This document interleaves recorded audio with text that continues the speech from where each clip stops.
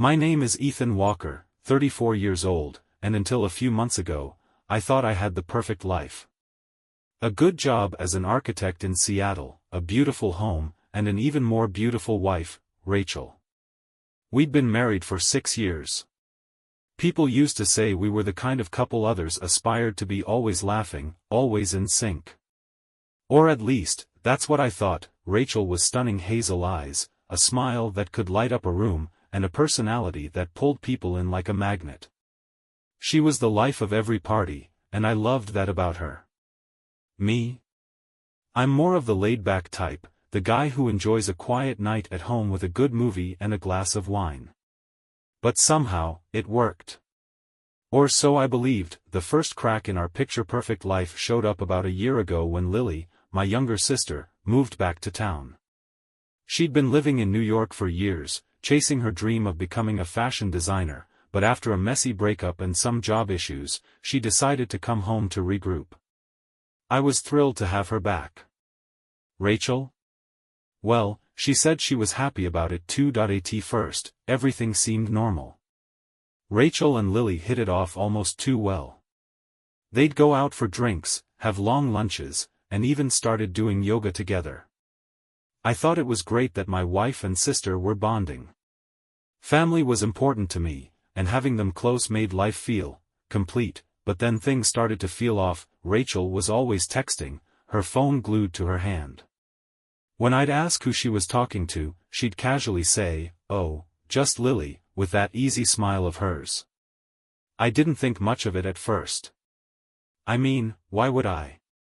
It's my sister, for crying out loud. But soon, there were little things that didn't sit right. Rachel would come home from lunch with Lily looking flustered, her hair a mess like she'd been running her hands through it. She started wearing new lingerie, stuff she never wore for me. And when I tried to initiate sex, she'd brush me off with a quick, "I'm tired, babe," or, "Not tonight, I've got an early meeting." At first, I thought maybe I was overthinking it. Maybe it was stress from work or just one of those phases couples go through. But deep down, something didn't feel right. And that nagging feeling? It wouldn't go away. I didn't know it then, but my entire world was about to shatter in ways I could have never imagined. The feeling that something wasn't right kept growing, like a splinter buried deep under my skin. I tried to ignore it, tried to tell myself I was just being paranoid. But you know that gut feeling you get when you know something's wrong? It was screaming at me. One Friday evening, Rachel told me she was heading out to a late yoga session with Lily. Normally, I wouldn't have thought twice about it. But something about the way she avoided eye contact, the rushed tone in her voice, it felt off. She didn't even say goodbye the way she usually did. Just grabbed her bag and bolted. I sat there in the living room, staring at the door after it closed behind her, my mind racing. Was I overthinking this? Was I just being insecure? But then I noticed something. She left her iPad on the kitchen counter. Rachel never went anywhere without it. Was basically glued to her hand, always open to Pinterest boards or work emails. But tonight? She left it behind. That I shouldn't have looked. I knew that. But curiosity and suspicion got the better of me. My hands were shaking as I picked it up, the screen still lit from when she last used it. No password. I opened her messages, expecting to see the usual chatter with Lily or her coworkers. What I found instead made my heart stop. It wasn't just friendly texts between Rachel and Lily. It was explicit. Photos. Messages that made my stomach turn. "I can't stop thinking about last night. The way you touched me. I've never felt that with Ethan. I need to see you again. Tonight. I'll tell Ethan we're at yoga. You taste like heaven, Lily." I dropped the iPad like it burned my hands. My mind was spinning, my heart pounding so hard I thought I might pass out. This wasn't just a random fling with some stranger. This was my sister. I sat there in shock, trying to process what I had just seen. I kept thinking, there has to be some explanation. Maybe this is a joke. Maybe I'm reading it wrong. But deep down, I knew the truth. The evidence was right there, staring me in the face. Rachel wasn't just cheating on me. She was cheating on me with Lily. The betrayal hit me like a freight train. I felt sick, like the room was spinning around me. I couldn't believe it. The two people I trusted most in the world had been sneaking around behind my back that I didn't know what to do next, but one thing was clear: I wasn't going to let this slide. That I sat there for what felt like hours, the iPad still glowing on the counter like it was daring me to read more. My mind raced in a million directions. Part of me wanted to scream, to throw the iPad across the room and watch it shatter into 1,000 pieces. Another part of me just felt numb. Frozen. How do you even begin to process something like this? But the anger was there, bubbling just beneath the surface. That I paced the living room, replaying every moment in my head. Every time Rachel had smiled at me, kissed me, told me she loved me, it all felt like a lie now. And Lily, my own sister. The person I'd protected growing up, the one I confided in about everything. She wasn't just part of my family. She was my best friend. How could they do this to me? The clock ticked louder and louder in the silence of the house. By the time it hit 9:30 p.m., I knew I couldn't sit there waiting any longer. I needed answers. I needed to see their faces when they realized I knew. I grabbed my keys and drove to the yoga studio they supposedly went to. The parking lot was nearly empty, just a couple of cars from the last class of the night. But Rachel's car wasn't there. Neither was Lily's. My heart pounded as I sat there in the car, staring at the empty lot. That was it. Proof. They weren't at yoga. They were together. Somewhere else that I didn't even hesitate. I knew exactly where to go next. Lily's apartment. I drove like a man possessed, barely noticing the streets flying past. By the time I pulled up outside her place, my hands were shaking on the steering wheel. The lights were on in her living room, casting a soft glow onto the street. I could see shadows moving inside two figures. My stomach twisted. I sat there for a moment, debating whether to go in. But the decision was made for me when I saw Rachel's jacket, the one I bought her for her birthday, hanging on the back of Lily's kitchen chair through the window. That was all I needed. I stormed up the stairs and banged on the door, my heart pounding in my chest like a war drum. I heard sudden movement inside, whispered voices, and then silence. Open the door, Lily. I shouted, my voice hoarse with rage. I know you're in there. Rachel. Open the damn door. After what felt like an eternity, the door creaked open. Lily stood there, her face pale as a ghost, her hair messy like she'd been caught mid-act. She didn't say anything at first, just stared at me with wide, guilty eyes, and then Rachel appeared behind her, wearing my sister's oversized hoodie like it was hers. The look on her face wasn't fear. It wasn't even guilt. It was annoyance. Ethan, Rachel sighed, like I was inconveniencing her. What are you doing here? That snapped whatever thread of restraint I had left. What am I doing here? I spat, my voice shaking with fury. What the hell are you doing here, Rachel? With my sister? Rachel's face tightened, but she didn't say anything. Lily, on the other hand, finally found her voice. Ethan. I can explain, she stammered, stepping forward like that would fix anything. I let out a bitter laugh. Explain? Oh, please. This I gotta hear. What's the excuse? It just happened. You didn't mean to fall for each other? I gestured wildly between them. What's the story here? Because from where I'm standing, you two have been sneaking around behind my back like cowards. Rachel finally spoke, her voice sharp and defensive. You weren't exactly present, Ethan. You've been married to your job for the last year. I was lonely. I stared at her, stunned. Lonely? That's your excuse? So instead of talking to me, working on our marriage, you decided to sleep with my sister? Rachel crossed her arms, her jaw tight. I needed something you weren't giving me. I turned to Lily, my heart sinking deeper into my chest. And you? What's your excuse, Lil? You're supposed to be my family. How could you do this to me? Lily's eyes welled up with tears, but I wasn't moved. Not anymore. I didn't mean for this to happen, Ethan. We didn't plan it. We connected. I shook my head, laughing bitterly. Wow. You connected. That's rich.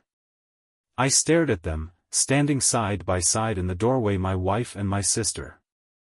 The two people I trusted most, looking at me like I was the problem. I hope it was worth it, I said quietly, my voice trembling. Because you've both lost me for good. And with that, I turned and walked away, leaving them behind in the mess they created. But the worst part, as angry as I was, as betrayed as I felt deep down, I still loved them both, and that was the hardest pill to swallow. When I walked out of Lily's apartment that night, it felt like I was floating above my own life, watching it all crumble from a distance. The cool night air hit my face, but it did nothing to clear the fog in my head. My heart was racing, but everything else inside me felt numb that I didn't even remember driving home.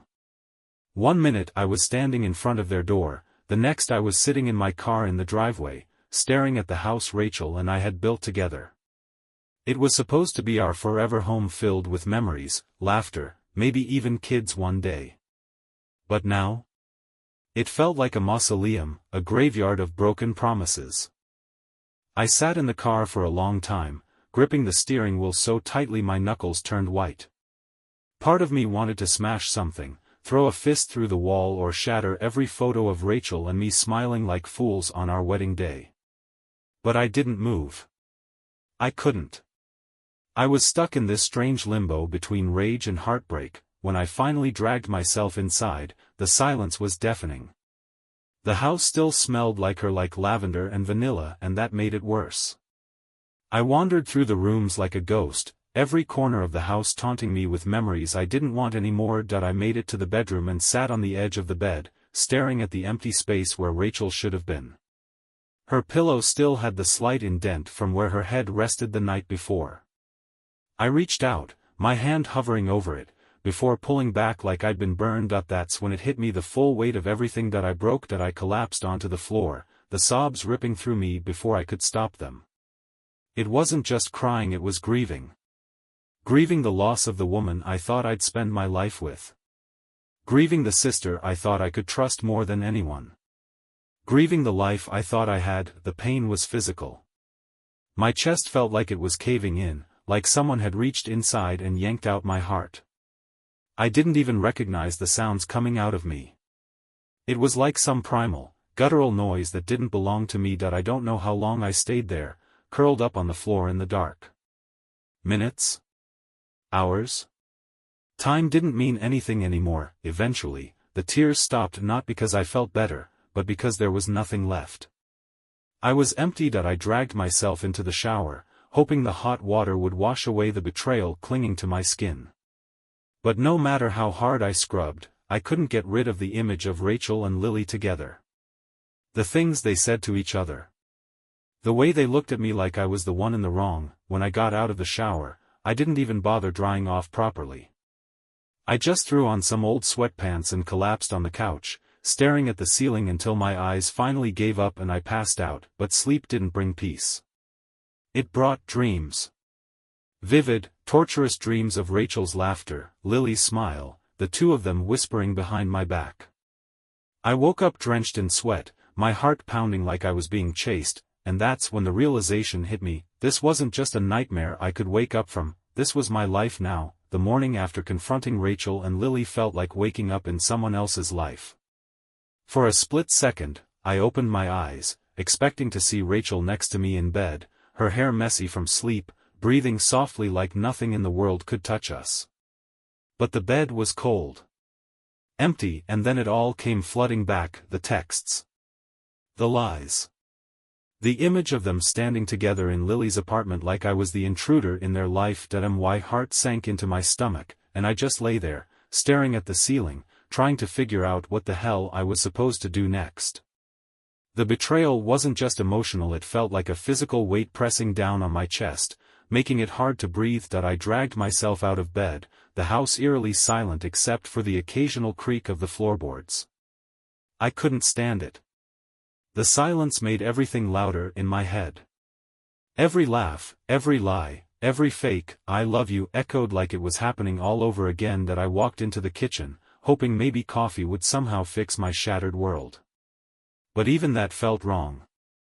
Rachel's favorite mug, the one with the stupid, "good vibes only" slogan, sat on the counter, mocking me. I grabbed it and hurled it across the room. It shattered against the wall, pieces scattering across the floor like my life had, but the anger didn't make me feel better. It just reminded me how powerless I felt. That I sat down at the kitchen table, my head in my hands, and that's when my phone buzzed. For a second, I thought maybe it was Rachel, trying to explain herself again. But it wasn't. That it was Lily. That I stared at her name on the screen, my thumb hovering over the decline button. I didn't want to hear her voice. I didn't want to hear her excuses. But curiosity, or maybe masochism, got the better of me. That I answered, "Ethan." Her voice was soft, like she was treading on thin ice.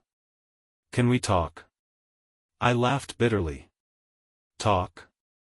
Pretty sure we covered everything last night." "Please," she whispered. "Just hear me out. I need to explain." I clenched my jaw, trying to keep my voice steady. "Explain what, Lily? How you stabbed your own brother in the back? How you both did?" There was a long pause on the other end. I could hear her breathing, like she was trying to hold herself together. "I didn't mean for this to happen," she finally said, her voice trembling. "It started as just talking. She was lonely, and I was. I don't know. I was lost after New York. We connected in a way I didn't expect." I closed my eyes, the words cutting deeper than I expected. Connected. That was the same word Rachel had used.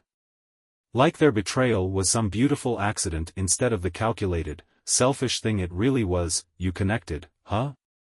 I muttered. "That's great, Lily. Glad you found each other. But don't expect me to be okay with it." "I'm not asking you to be okay with it," she whispered. I don't want to lose you completely." I felt my throat tighten, the pain bubbling back to the surface. "You already lost me, Lily.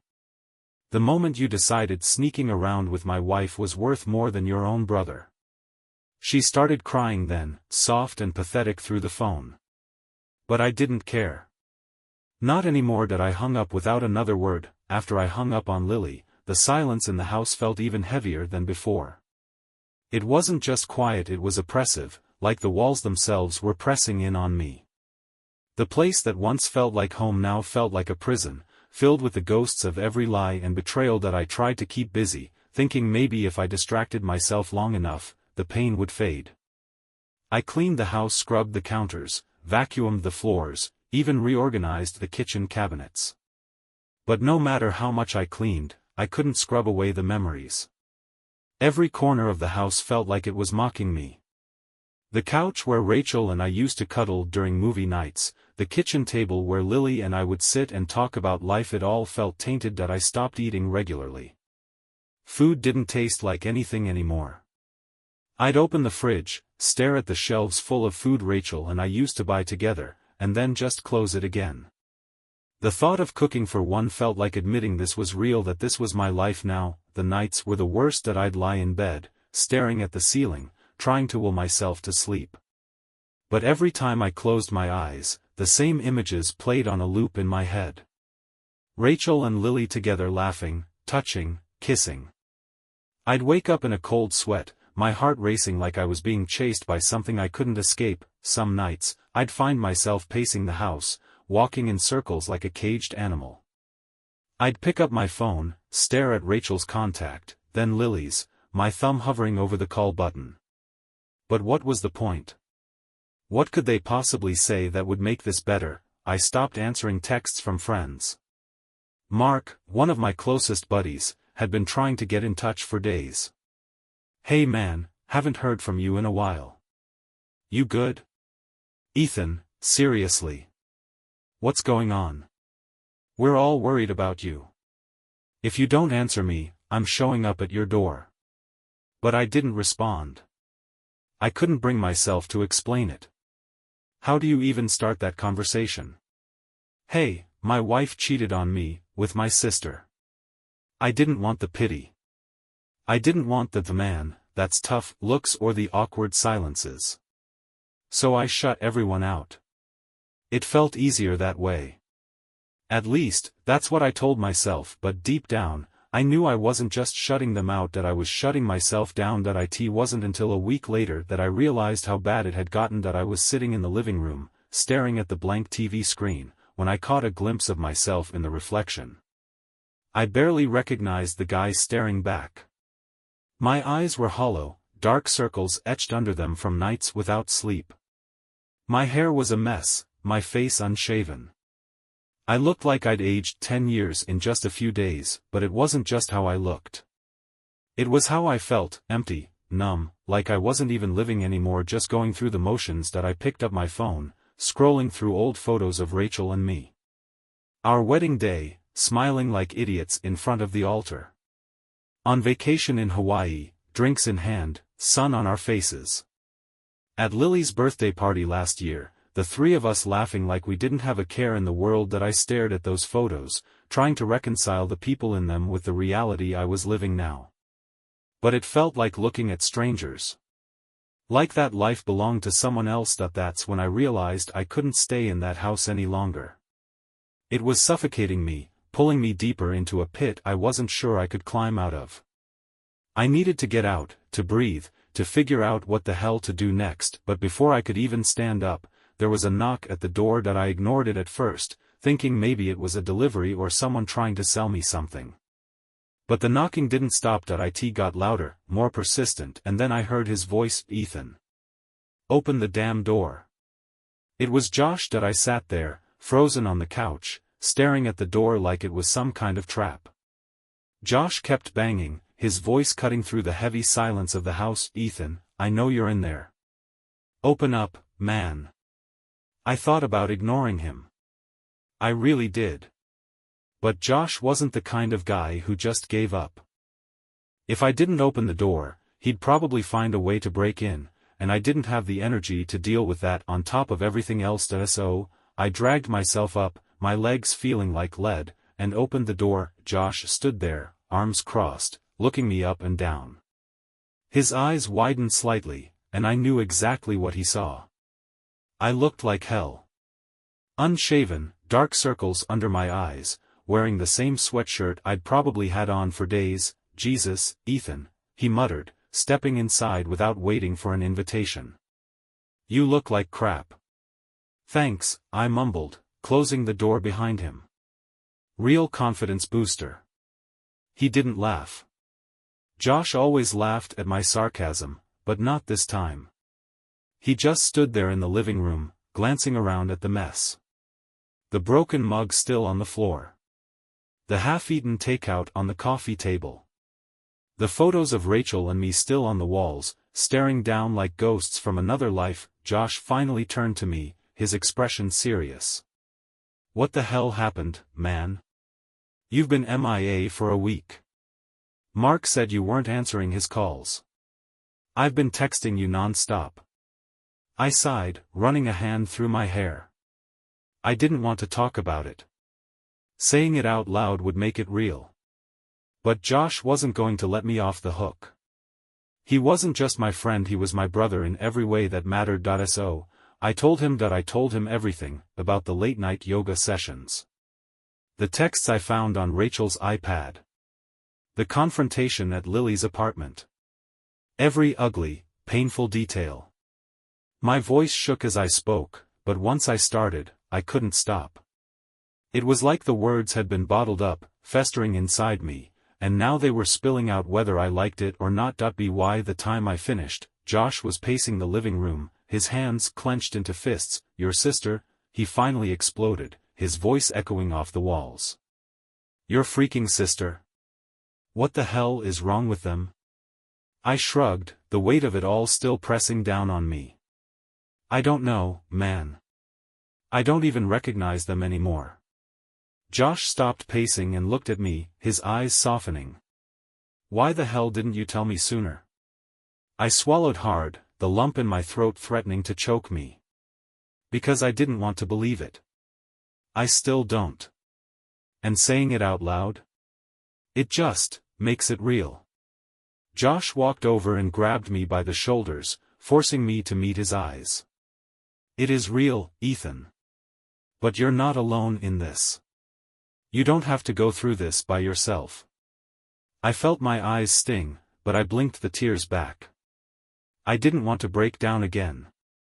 Not in front of Josh, but damn, hearing him say that. It cracked something inside me. I don't know what to do, I whispered. I feel like I'm drowning. Josh pulled me into a hug, the kind of bear hug only a lifelong friend can give. Then let me throw you a lifeline. You're staying at my place for a while. Pack a bag. I pulled back, shaking my head. I can't just leave. This is my house. Josh snorted. Your house? It's a freaking shrine to betrayal right now. You need space. You need to clear your head. I opened my mouth to argue, but he held up a hand. No arguments, man. I'm not leaving you here to rot. Pack your stuff. And for the first time in days, I didn't resist. I grabbed a duffel bag, threw in some clothes, my laptop, and whatever else I could fit. The whole time, Josh stood by the door, watching me like he was afraid I'd change my mind, but I didn't, because deep down, I knew he was right that I needed to get out. I needed to breathe, and maybe just maybe I needed to start figuring out how to put the pieces of my life back together. Packing up my stuff felt like I was peeling off a layer of skin. Every shirt, every pair of jeans I stuffed into that duffel bag felt like it weighed a ton. It wasn't just clothes, it was the life I'd built with Rachel. The life I thought I had with Lily. When I finished, I stood in the doorway for a moment, staring at the house. The walls felt like they were closing in, suffocating me with memories I didn't want anymore. The photos of Rachel and me still hung on the walls, and the stupid throw blanket she loved was still draped over the couch, but the thing that really got me? The little sticky note on the fridge. Love you, babe. Don't forget your meeting at 3. I stared at it for a long time before ripping it off and crumpling it in my fist. That note felt like a joke now. A reminder of how easily she could lie to my face, write sweet little messages while sneaking around with my sister. Josh watched me from the doorway, his arms crossed but his eyes soft. He didn't say anything. He didn't need to. He knew this wasn't just about leaving a house, it was about walking away from everything I thought my life was. I slung the bag over my shoulder and followed him out, locking the door behind me. The click of the lock felt final, like I was shutting the door on more than just a house. Josh's apartment was the exact opposite of my house. Small, cluttered, and messy in that comfortable way only a bachelor's place can be. There were pizza boxes stacked on the counter, empty beer bottles on the coffee table, and a weird smell I couldn't quite place, probably a combination of old takeout and gym socks, but it felt safe. Couch is yours, Josh said, tossing me a blanket. Bathrooms down the hall. Help yourself to whatever's in the fridge unless it looks green, then don't. I managed a weak smile. Thanks, man. He flopped down in his recliner, cracking open a beer. You don't have to thank me. You'd do the same for me. I sat on the couch, staring at the blank TV screen. The silence between us wasn't awkward, but it wasn't exactly comfortable either. It was the kind of silence that comes when there's too much to say and no good way to say it. After a few minutes, Josh spoke up. So, what's the plan? I let out a bitter laugh. Plan? I don't even know what day it is, man. I haven't thought that far ahead. Josh nodded like he understood. Well, you can crash here as long as you need.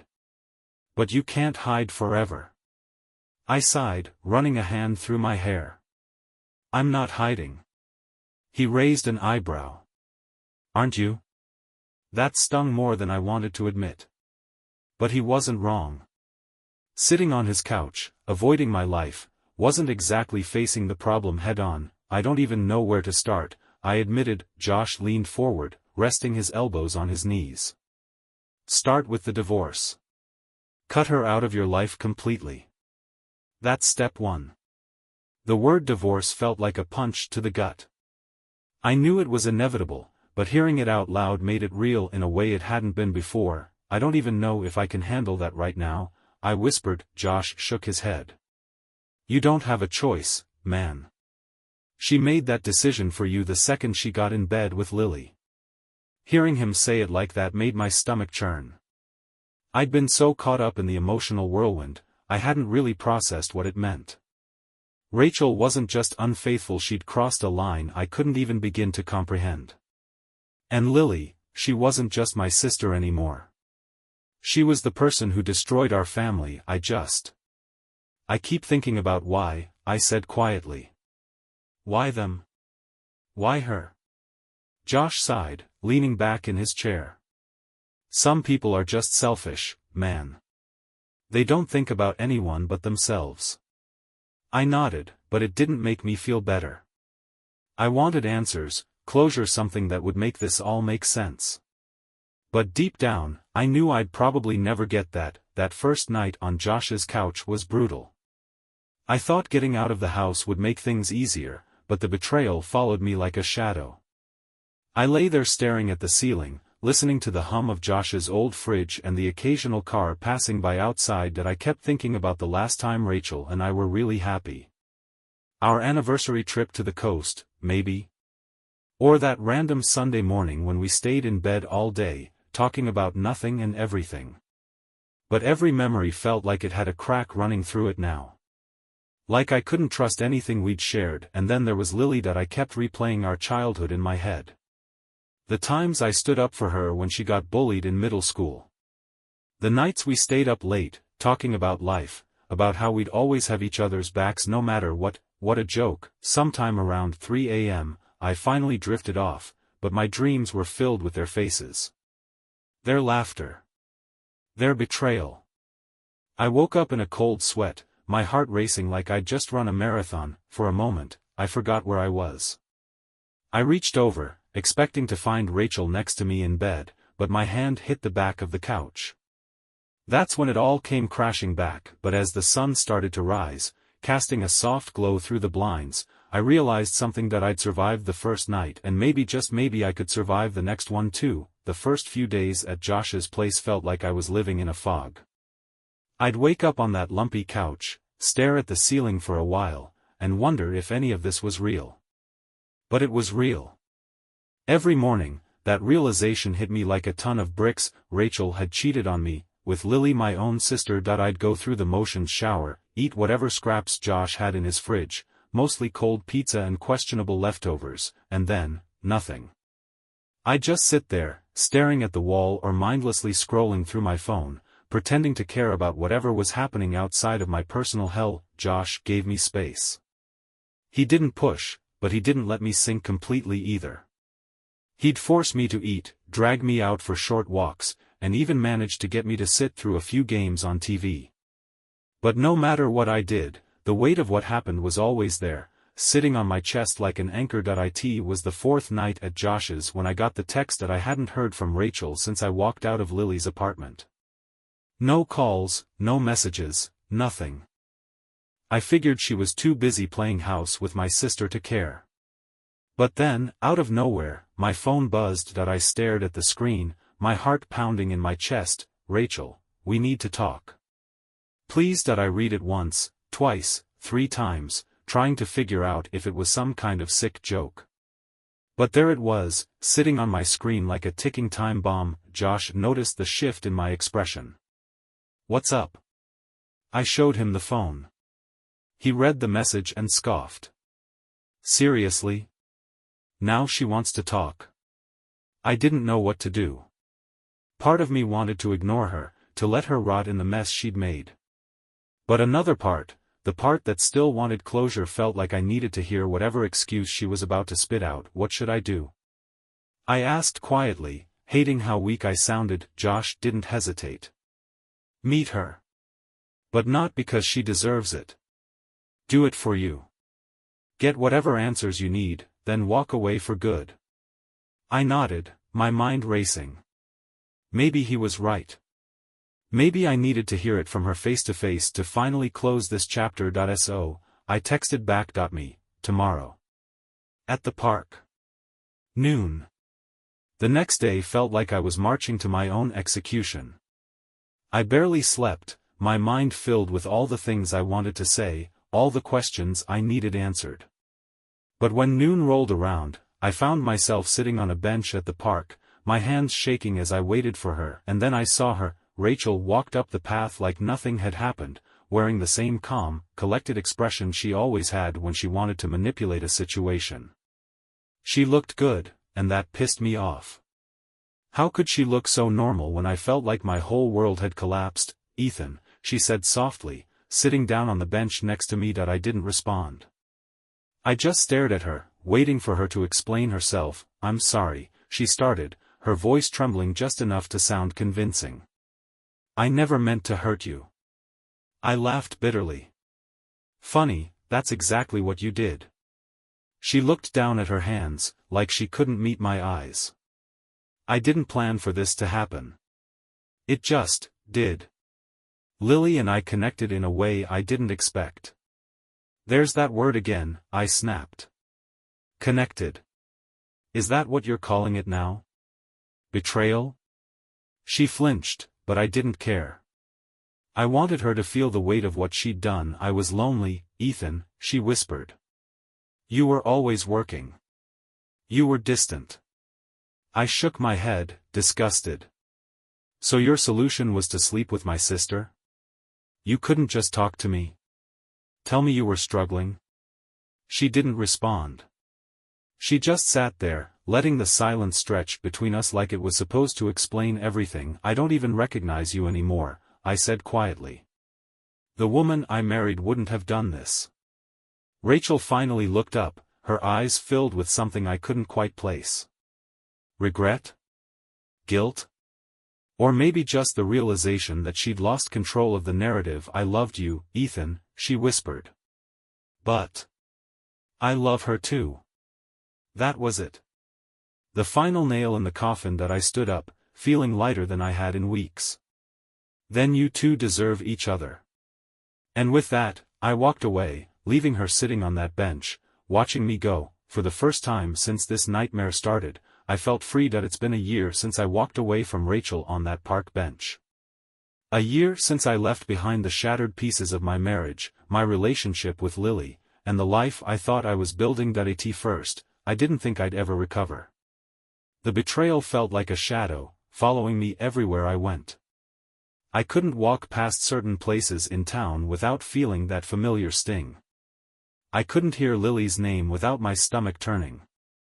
Even the smallest reminders, like Rachel's favorite song playing on the radio, felt like tiny knives digging deeper into old wounds. But time has a funny way of softening even the sharpest edges. The first few months after the confrontation were rough. I officially filed for divorce, and while the legal process was straightforward, no kids, no messy assets, the emotional process was anything but. I cut off all contact with Rachel and Lily. I blocked their numbers, deleted our photos, and moved out of the city for a while. I needed distance, not just from them, but from everything that reminded me of who I used to be. I threw myself into work, not because I was passionate about it, but because it was the only thing that gave my days structure. It kept me from falling apart completely. But it wasn't just work that saved me. It was Josh. He stuck by me when I didn't even want to be around myself. He dragged me out of the house when I wanted to hide. He listened without judgment, even when I vented the same pain over and over again. And then, slowly, things started to change. I began therapy, something I'd never considered before. Talking to someone who wasn't connected to the situation helped me see things from a different angle. I realized that Rachel and Lily's betrayal wasn't a reflection of me. It was about them, their choices, their weaknesses. I wasn't perfect, but I didn't deserve what they did. 6 months after the divorce was finalized, I moved into a new apartment. It wasn't fancy, but it was mine. A clean slate. I filled it with things that made me happy: new furniture, photos of friends, even a few plants, which, surprisingly, I managed to keep alive. that I started reconnecting with old friends, people I'd drifted away from during my marriage. I realized how much of myself I'd lost trying to maintain an image of a perfect relationship. I wasn't that person anymore, and honestly, I was glad that I even started dating again, not seriously, just enough to remind myself that not everyone was out to hurt me. It was awkward at first, but it felt good to put myself out there, to feel like I was moving forward. A few months ago, I ran into Lily at a coffee shop. She looked different. Older, somehow. There was a heaviness in her eyes that hadn't been there before. She saw me before I could turn away, and for a moment, we just stared at each other. She approached me, her voice soft. "Ethan, can we talk?" I hesitated, but something in me said yes. Not because I wanted to reconcile God, no, but because I realized I wasn't carrying that anger anymore. We sat down, and she apologized. For everything. She didn't make excuses this time. She didn't try to justify what happened. She just said she was sorry, and I believed her. But forgiveness doesn't mean forgetting. I told her I appreciated her words, but that our relationship, our family, could never be the same. She nodded, tears in her eyes, and we parted ways. I didn't feel relief or satisfaction. I just felt free. Betrayal changes you. It breaks you down, strips you of everything you thought you knew about love, trust, and loyalty.